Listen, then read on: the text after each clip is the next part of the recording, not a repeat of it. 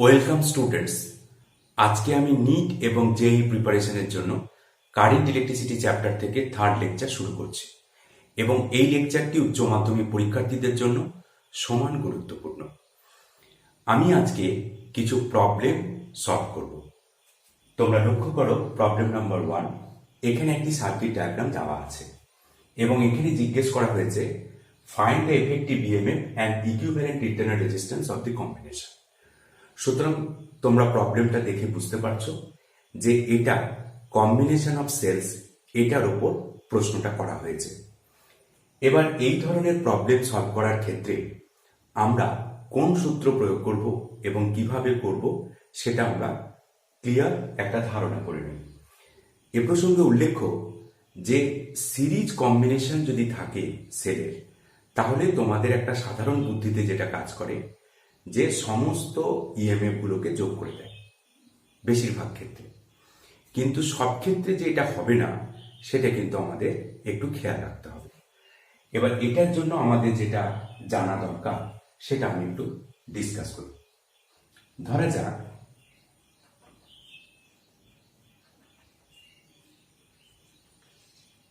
এই হচ্ছে তিনটি সেল,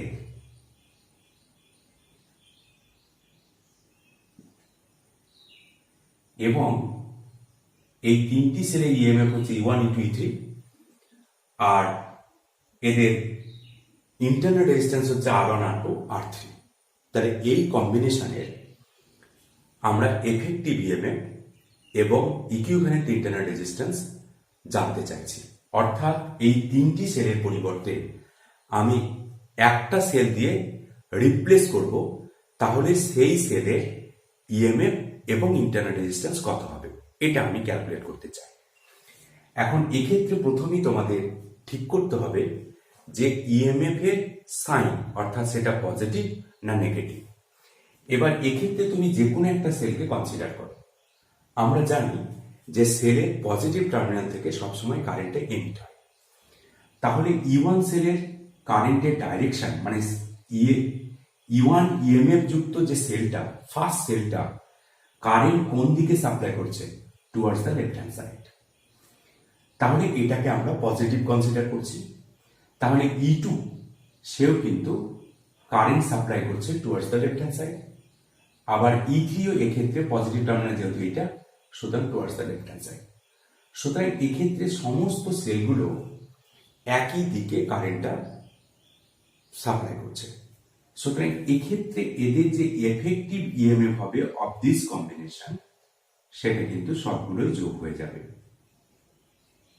কিন্তু এদের মধ্যে যদি আমি যে কোনো একটা সেলের টার্মিনাল রিভার্স করে দেই, অর্থাৎ এটা হচ্ছে মাইনাস, এটা প্লাস, এবং এই ইএমএফ হচ্ছে E3, অর্থাৎ এখানে থার্ড যে সেলটা রয়েছে, থার্ড সেলটা কিন্তু রিভার্স আছে। কেন? তার কারণ হচ্ছে এই সেলটা কারেন্ট যদি প্রোভাইড করছে কোন দিকে? Towards the right hand side. সুতরাং এগুলো রেসপেক্টে এর যে চিহ্ন হবে ইএমএফ এর, সেটা হচ্ছে নেগেটিভ। সুতরাং এই ক্ষেত্রে তাহলে এফেক্টিভ ইএমএফ হবে E1 plus E2 minus E3।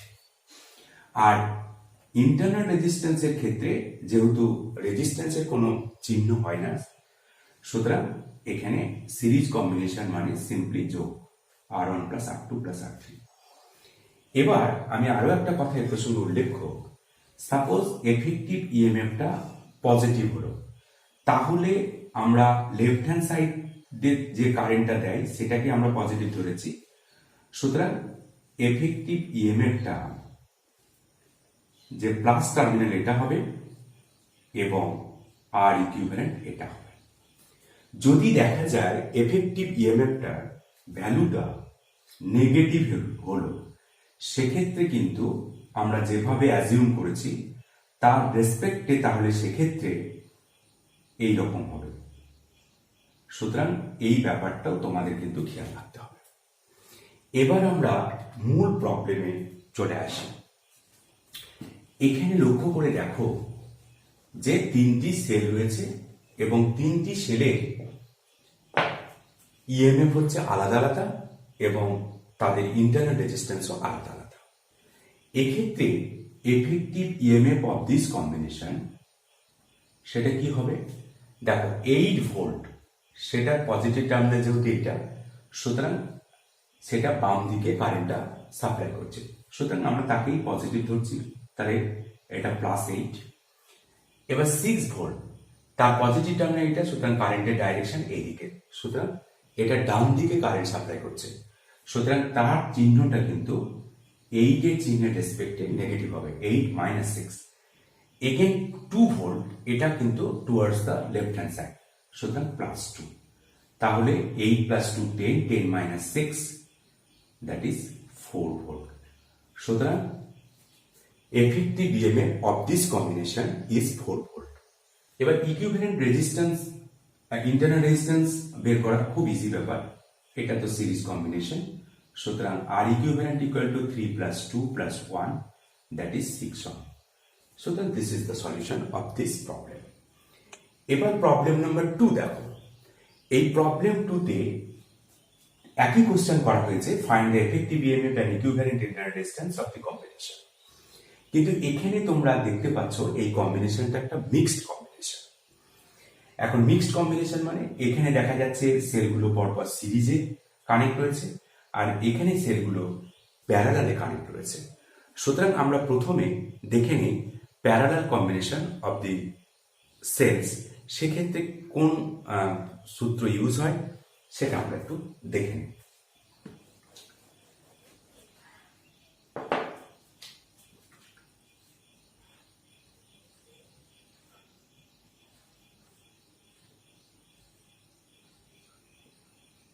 Internal resistance, of course.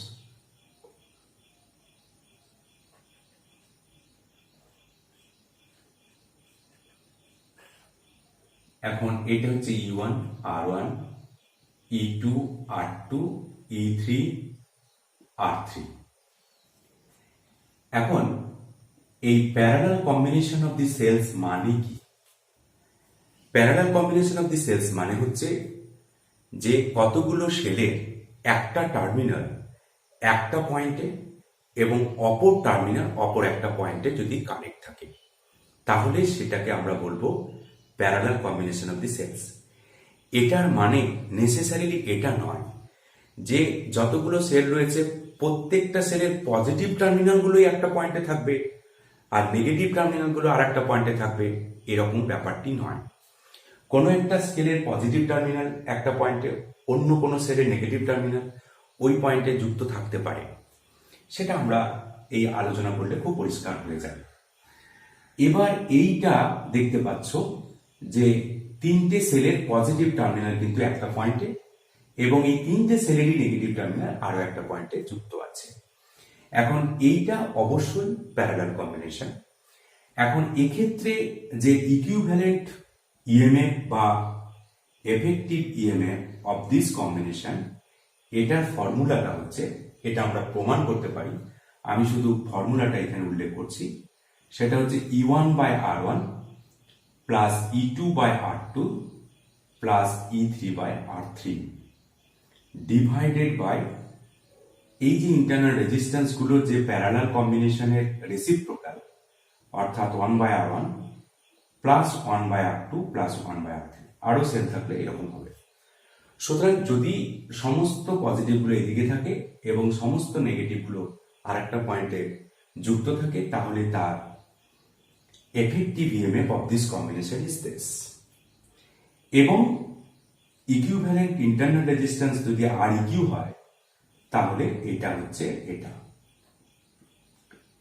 কিন্তু এ প্রসঙ্গে একটা খুব গুরুত্বপূর্ণ কথা হচ্ছে, এবার সাপোজ একটা টার্মিনাল আবার reverse with respect to this two cells, অর্থাৎ এটা মাইনাস এটা প্লাস এবং এটা হচ্ছে ইএমএফ হচ্ছে E3, এটাও কিন্তু প্যারালাল কম্বিনেশন। কিন্তু এক্ষেত্রে ফর্মুলাটা যখন ব্যবহার করতে হবে তখন তোমাদেরকে খুব কেয়ারফুল হতে হবে যে এগুলোকে আমি পজিটিভ কনসিডার করেছি কেন না, তো এই সেল দুটো একই ডাইরেকশনে কারেন্ট দিচ্ছে, এই সেলটা কিন্তু কারেন্টটা সাপ্লাই করছে অপোজিট ডাইরেকশনে উইথ রেসপেক্ট টু দিস। সুতরাং সেক্ষেত্রে E3 এর সাইনটা অতি অবশ্যই মাইনাস হবে। এটা খেয়াল রেখে যদি এই সূত্রটা ব্যবহার করা যায় তাহলে কিন্তু খুব ইজিলি তোমরা কিন্তু অ্যাকিউরেটলি এই ধরনের প্রবলেম সলভ করতে পারবে। এবার আমি মূল প্রবলেমে চলে আসি। মূল প্রবলেমে দেখতে পাচ্ছ যে আমার দুটো অংশ রয়েছে। একটা অংশ হচ্ছে সিরিজ কম্বিনেশনের একটা পার্ট, আর একটা হচ্ছে প্যারালাল কম্বিনেশনের একটা পার্ট। তাহলে প্যারালাল কম্বিনেশন মানে বি এবং সি পয়েন্টের মধ্যে এফেক্টিভ ইএমএফ কত হবে প্রথমে আমি সেটা ক্যালকুলেট করে নেই। তাহলে ইবিসি সেটা হচ্ছে ফর্মুলাটা আমরা ব্যবহার করি প্রথম 8 ভোল্ট কারেন্টের direction towards the left hand side. তাহলে E1 by R1 that is 8/2। তারপরে লক্ষ্য করো এই 6 ভোল্ট কিন্তু কারেন্টটা সাপ্লাই করছে towards the right hand side. সুতরাং এটা যদি আমি পজিটিভ বলি তাহলে আমাকে এটা নেগেটিভ বলতে হবে। তাহলে 6/3। এগেন 4 ভোল্ট কারেন্টটা কিন্তু towards the left hand side, সুতরাং এটা প্লাস হবে 4/1 ডিভাইডেড বাই 1/2। রেজিস্ট্যান্সের ক্ষেত্রে কিন্তু সব একই, এটার কোনো চিহ্ন নেই, সুতরাং এটা হচ্ছে 2 4 3 2 6। সুতরাং 4 + 4 8 8 - 2 দ্যাট ইজ 6। আর এটা হচ্ছে 6 এলসিএম, তাহলে 3 + 2 + 6 that is 36 divided by 11 volt. 36/11 volt. এবং আর ইকুইভ্যালেন্ট হয়ে গেল 6/11 ওহম। তার কারণ এইটা হচ্ছে 11/6 that is 1/R cube, that is R EQ equal to 6/11। এবার আমি এইটার পরিবর্তে একটা তাহলে শেড ইউজ করতে পারি, অর্থাৎ এ পয়েন্ট থেকে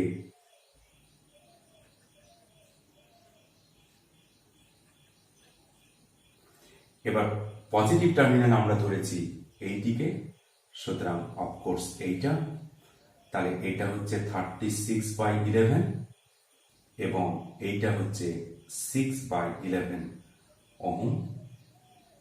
this is 2 ohm, this is 10 volt, this is 2।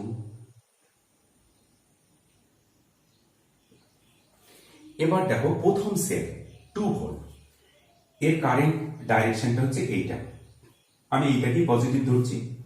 সুতরাং effective EMF of this combination E effective equal to 2। এইটাও কিন্তু একই দিকে কারেন্টের ডাইরেকশন, সুতরাং +10। এইটা কিন্তু অপোজিট দিকে, সুতরাং -36/11 এত ভোল্ট। তাহলে হচ্ছে 12 - 36/11, এলসিএম হচ্ছে 11, 11 দিয়ে 22, 132 - 36 that is equal to 96/11। 96/11 volt. আর এই কম্বিনেশনের ইকুইভ্যালেন্ট ইন্টারনাল রেজিস্ট্যান্স কত হবে? ইন্টারনাল রেজিস্ট্যান্স হবে অফ দিস কম্বিনেশন 1 + 2 3 + 3 + 6/11, তাহলে 39/11 that is the equivalent resistance, internal resistance of this combination। সুতরাং এইভাবে এই ধরনের প্রবলেম সলভ করতে হবে। এবার তোমরা এখানে লক্ষ্য করো প্রবলেম নাম্বার 3। এখানে একটা সার্কিট ডায়াগ্রাম দেওয়া আছে, find I1 I2 in the circuit শোন। অর্থাৎ এই সার্কিটে I1 অর্থাৎ এই ব্রাঞ্চের থ্রু দিয়ে কারেন্ট বার করতে বলেছে এবং এই ব্রাঞ্চের থ্রু দিয়ে কারেন্ট বার করতে বলেছে। এই প্রবলেমটা সলভ করার ক্ষেত্রে আমি একটা স্পেশাল টেকনিক ইউজ করব। এবার সাপোজ এটা পি এবং কিউ, এবার এইটাকে আমরা ধরে নিচ্ছি 0 ভোল্ট, তাহলে এইটা হবে লোয়ার পোটেনশিয়াল দ্যাট ইজ -9। এটা যদি 0 হয় এটা 9 হবে। এবার এটাই যদি 0 হয় তাহলে এটা -9, কারণ potential difference across the EMF 0 minus of -9, that is 9 volt. Again এটাও তাহলে -9 হবে, এটা -9, তাহলে এটাও -9, এটাও হচ্ছে -9। সুতরাং তোমরা দেখতে পাচ্ছ যে P is at lower potential with respect to Q. সুতরাং current is flowing from Q to P, P to Q current বার করতে বলেছে। তা কারেন্টের ম্যাগনিটিউডটা কত হবে? I1 is equal to potential difference হচ্ছে 9, রেজিস্ট্যান্স হচ্ছে 80, তাহলে দ্যাট ইজ 0.5 অ্যাম্পিয়ার। কোথা থেকে কোথায়? Q to P. এবার আমরা ওই একটা ডাইরেকশনে তাহলে -0.5 অ্যাম্পিয়ার। আর এবার I2টা দেখো, I2টা 18 ওহমের অ্যাক্রস এ পোটেনশিয়াল হচ্ছে -9, there is no potential difference, therefore current is 0, no current is flowing through that branch। সুতরাং এইভাবে কিছু কিছু ক্ষেত্রে স্পেশাল টেকনিক আছে এবং এগুলো যত বেশি প্র্যাকটিস করবে তত কিন্তু তোমরা সমাধান করতে পারবে। এবার এখানে একটা দেখো, এটা প্রবলেম 4। এই প্রবলেমটা সলভ করার ক্ষেত্রে আমরা এখানে জিজ্ঞেস করা হয়েছে find the current through 10 ohm register, অর্থাৎ এই 10 ওহম রেজিস্টারের থ্রু দিয়ে কতটা কারেন্ট যাবে। এবার এই সার্কিট দেখে আমাদের যেটা প্রথমেই মনে হচ্ছে এটা একটা সিমেট্রি সার্কিট, এবং line of symmetry you can consider this, এই পয়েন্টটাকে তোমরা লাইন অফ সিমেট্রি ভাবতে পারো, মানে এটা হবে line of symmetry. Line of symmetry যদি হয় তাহলে এই পোর্শনে যেগুলো সিমেট্রি আছে সেই ব্রাঞ্চের কিন্তু কারেন্ট সেম হবে। এবার তাহলে দেখো 6 ভোল্ট এইখানে হচ্ছে I1, তাহলে এটাও কিন্তু 6 ভোল্ট, তাহলে এর মধ্য দিয়েও কারেন্টটা হচ্ছে I1, এই দিক দিয়ে হচ্ছে I2, সাপোজ এইটার দিক দিয়ে হচ্ছে I2, এই পোর্শনে যদি আমি I3 ভাবি, এই পোর্শনেও I3, সেটা হচ্ছে অ্যাকর্ডিং টু দ্য সিমেট্রি। তাহলে তোমরা দেখতে পাচ্ছ I3টা হচ্ছে 10 ওহম রেজিস্ট্যান্সের থ্রু দিয়ে যাচ্ছে, আবার I3 10 ওহম রেজিস্ট্যান্সের থ্রু দিয়ে অপোজিট ডাইরেকশনে যাচ্ছে। সুতরাং তাহলে 10 ওহম রেজিস্ট্যান্সের থ্রু দিয়ে কারেন্ট কত? I3 equal to 0। সুতরাং এইরকম ধরনের special technique, specially symmetry use করে কিন্তু আমরা খুব সহজেই করতে পারছি। এটা কিন্তু কোনো স্ট্যান্ডার্ড মেথড নেই, এগুলো বিভিন্ন কম্পিটিটিভ এক্সামের ক্ষেত্রে তোমাদের কিন্তু করতে হবে। কিন্তু তোমাদের যদি অ্যাকচুয়ালি বোর্ড এক্সামিনেশনে যদি পড়ে, হায়ার সেকেন্ডারি এক্সামিনেশনের ক্ষেত্রে, তাহলে কিন্তু কিরচফস কারেন্ট ল এবং ভোল্টেজ ল ইউজ করে কিন্তু এই ধরনের প্রবলেম সলভ করতে হবে। এবার তোমরা লক্ষ্য করো নেক্সট প্রবলেম নাম্বার 5। এখানে একটি সার্কিট ডায়াগ্রাম দেওয়া আছে, find the current through 3 ohm register, অর্থাৎ এই 3 ওহম রেজিস্ট্যান্সের মধ্য দিয়ে কতটা কারেন্ট যাবে এটা আমাকে বার করতে হবে। তাহলে তোমরা এই সার্কিটটা একটু ভালো করে লক্ষ্য করো, দেখতে পাচ্ছ যে এখানে একটা সিমেট্রি আছে। সুতরাং তোমরা কিন্তু সিমেট্রি রুলটাকে ফলো করতে পারো, এটা হচ্ছে লাইন অফ সিমেট্রি, এবং এই পোর্শন এবং এই পোর্শন হচ্ছে একদম সিমেট্রি, একদম সেম। তো এক্ষেত্রে সিমেট্রি রুলটা হচ্ছে এই, যে সমস্ত এলিমেন্টগুলো হচ্ছে এইটার সঙ্গে এটা সিমেট্রিক্যাল, তার মধ্য দিয়ে কারেন্টটা কিন্তু সেম অ্যামাউন্ট ফ্লো করবে। সুতরাং এটাকে যদি আমরা I বলি, এটাকেও কিন্তু I, সুতরাং দেয়ারফর এইটার মধ্য দিয়ে 2I যাবে। এবার যদি আমরা কেভিএল অ্যাপ্লাই করি, এবার কেভিএল অ্যাপ্লাই করার জন্য আমি লুপ কনসিডার করব এবং এগুলো আমরা নাম দিলাম EF। এবার আমরা ABEFA অর্থাৎ লুপ ABEFA, এখানে আমরা অ্যাপ্লাইং কেভিএল কি হবে? 6I plus 3 into 2I, that is 6I, minus 6 equal to 0, that is 12I equal to 6, I equal to 6 by 12, that is 0.5 ampere। B to E, B থেকে E তে current যাচ্ছে, sorry এটা হচ্ছে I এইদিকে, তার মানে হচ্ছে আমার 3 ওহম রেজিস্ট্যান্সের থ্রু দিয়ে কারেন্টটা হচ্ছে, সুতরাং 2I is equal to 2 into 0.5 ampere, that is 1 ampere। এটা হচ্ছে তার মানে 3 ওহম রেজিস্ট্যান্সের থ্রু দিয়ে কারেন্টটা হচ্ছে B to E অন। এটা বেরিয়ে গেল। এবার নেক্সট একটি প্রবলেম 6 দেখো। সার্কিটটা মোটামুটি ধরনের একই, কিন্তু একটু তফাৎ আছে। তফাৎটা হচ্ছে এখানে 6 ভোল্ট, এখানে 12 ভোল্ট। সুতরাং এখানে কিন্তু এটা যদি আমরা লাইন অফ সিমেট্রি হিসেবে কনসিডার করি, এখানে কিন্তু কোনো সিমেট্রি নেই। এই সিমেট্রি যেখানে নেই সে সমস্ত ক্ষেত্রে ইতিপূর্বে আমি আর একটা টেকনিক বলেছি, দ্যাট ইজ নোডাল অ্যানালিসিস।